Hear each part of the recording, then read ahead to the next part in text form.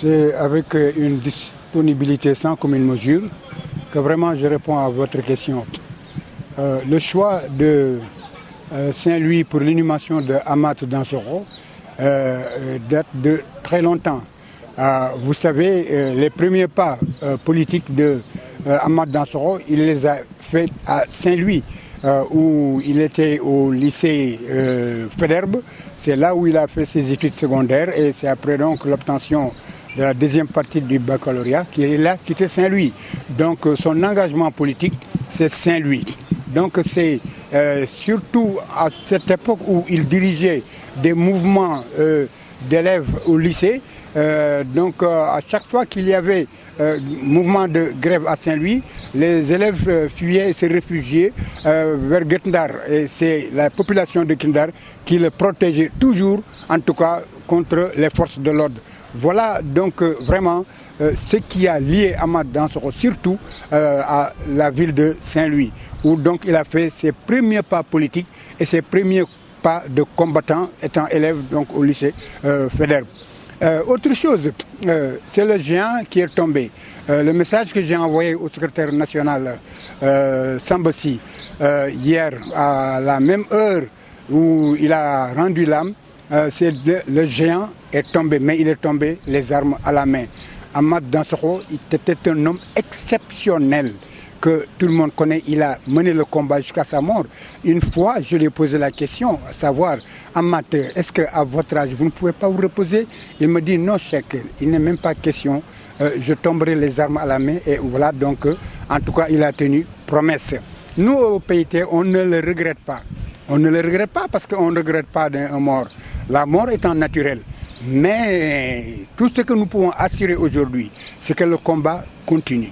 Le PIT est un grand parti, un parti qui ne mourra jamais. Ça, il ne faut jamais s'attendre à l'enterrement du PIT. C'est un parti qui est né avec l'humanité et qui mourra avec l'humanité. Parce que c'est un parti d'avant-garde qui est là pour du côté des peuples, n'est-ce pas? Tant qu'il y a des exploités, il y aura des exploiteurs. Et tant qu'il y aura des exploiteurs, le PIT sera là pour défendre en tout cas l'intérêt des classes. Le PIT est un parti d'avant-garde, c'est un parti de classe, c'est un parti de prolétariat. Donc je crois que quel que soit le moment, quelle que soit la forme de lutte que nous menons, nous demeurerons toujours là et le combat continuera avec Amath et sans Amath. Ça, il faut y croire.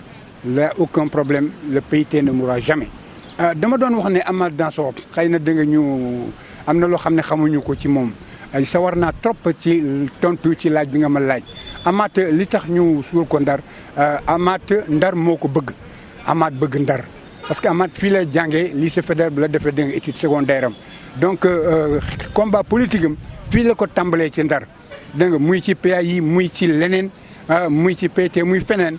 Étant élève la nekkoon di nga lycée Faidherbe di jàng di diriger ay mouvement de grève saa yu ñu amee grève da nga bu ñu riiree mu daw dugg biir Guet-Ndar waa Guet-Ndar ñoo ko doon protéger defe naa ne Guet-Ndar am na ñuy dund ba léegi te mën nañu seede li may wax nii donc vieux Assane Diop mi ngi fi te mi ngi may dégg bu baax a baax donc ñooñu ñoo ko daan protéger dégg nga contre force de l'ordre yi lii moo tax dégg nga li waral jëkk a waral Amath dégg nga bëgg Ndar loolu ci la bokk donc combat politique am fii la ko defee mooy jéego yu jëkk yi mu def ci politique Ndar la ko defee daan naa ko wax nag benn bis ma ne ko mais Amath mais yow xanaa doo bàyyi doo noppalu tuuti comme léegi di nga mu ne ma dégg nga Cheikh ma ne ko waaw mu ne ma dégg nga su ma noppaloo dama dee donc man balaa may dee da nga damay xeex da nga ba daanu et effectivement tey wane na loolu Amath Dansokho nag parti bi mu jiite mooy PIT nag ku ko xamul da nga PIT la boo xam ne parti bu yàgg la te du dee mukk parce que li tax du dee fu baadoolo yu féete fu la féete baadoolo yi lay àndal